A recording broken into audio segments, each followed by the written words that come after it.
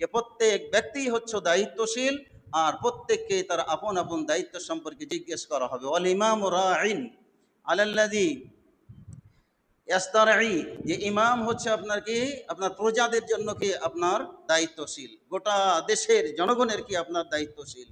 অতএব একজন আপনার কি ইমাম, একজন দেশের প্রধানমন্ত্রী বা আপনার প্রেসিডেন্ট গোটা দেশের কি আপনার দায়িত্বশীল, তার প্রজাদের কি আপনার দায়িত্বশীল।